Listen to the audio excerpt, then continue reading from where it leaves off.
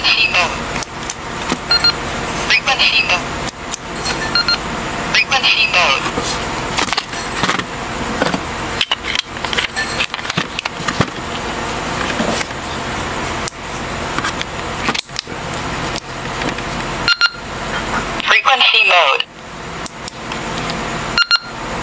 Frequency mode. Frequency mode.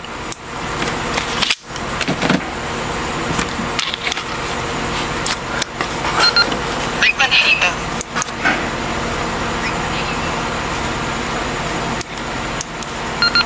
Frequency mode.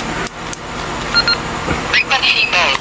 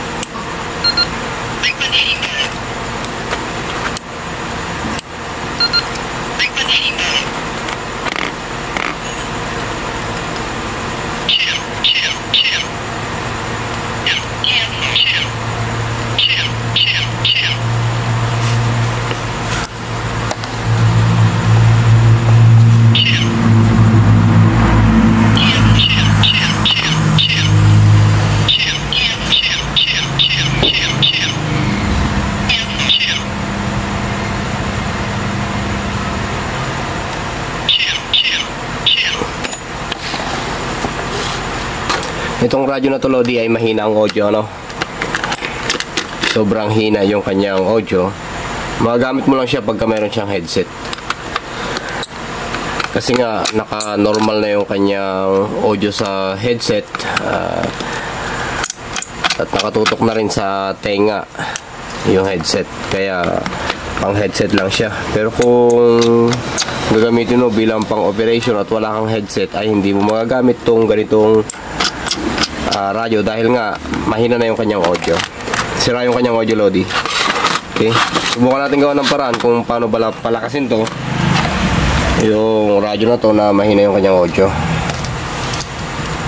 Ang karaniwan na lang to, Lodi, itong ganitong klaseng radyo, mga budget meal na radio natin. Pero maasahan to, basta wala lang problema. Itong ganitong klaseng radyo, okay din siya. Try natin i-apply, Lodi, yung ginagawa natin sa ICOM gaya ng B68. Subukan natin magpalit ng kapasitor, baka sakaling madali natin kung kapasitor lang yung papalitan. Okay, ito yung kapasitor niya, Lodi, nakatago dito sa pagitan ng headset tsaka speaker. Ayan, hinangin lang natin yan. Okay, sa mga naghahanap pala ng kapasitor, Lodi, para sa replacement ng kanilang B68 na mahinang audio, ito po pwede ito. Ito ay 10 volts, 100 microfarad. Ayan o. Pwede ito sa B68 sa mga mahihinang audio na mga radio. Balik tayo dito, Lodi. Ayan. Okay, palitan natin yung kapasitor na yun, Lodi. Ayan.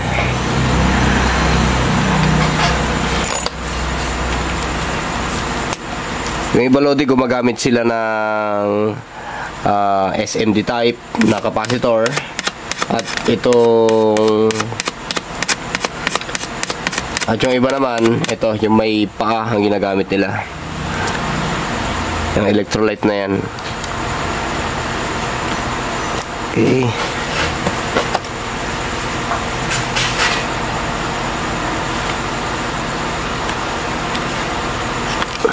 Natin may ayos ang buti.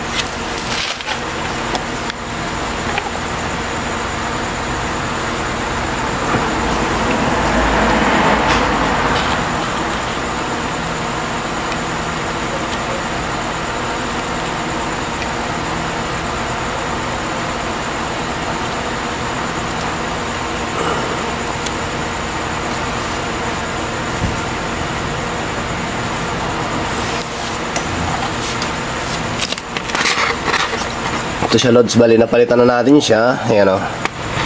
Okay. Ang capacitor na yan. Subukan natin kung lumakas yung kanyang audio. Balik natin sa kanyang frame. Okay. Hindi natin may papasok to hanggat hindi natin tatanggal yung hinang nitong antena. Ayan.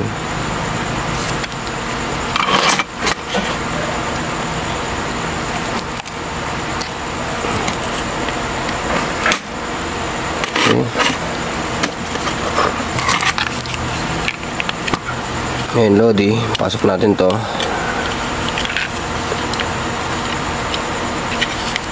Yan. Magkarga lang muna tayo ng isang tornilyo niya Lodi, para syempre mas madaling buksan kung halimbawa man na ayaw niya yung pamamaraan na yon, mas madaling tanggalin.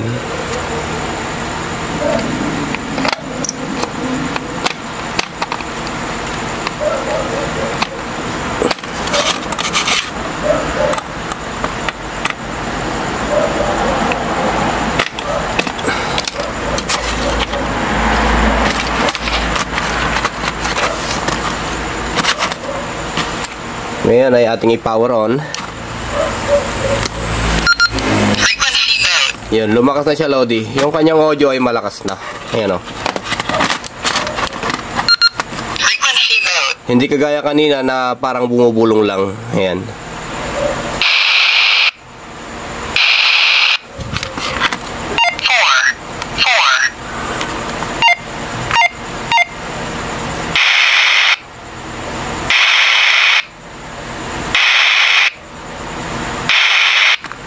Okay na siya Lodi. Ngayon pwede nang gamitin ulit itong radyo na to. Tornilyo lang natin siya Lods. Ayan. Balik lang natin yung kanyang mga tinanggal na tornilyo.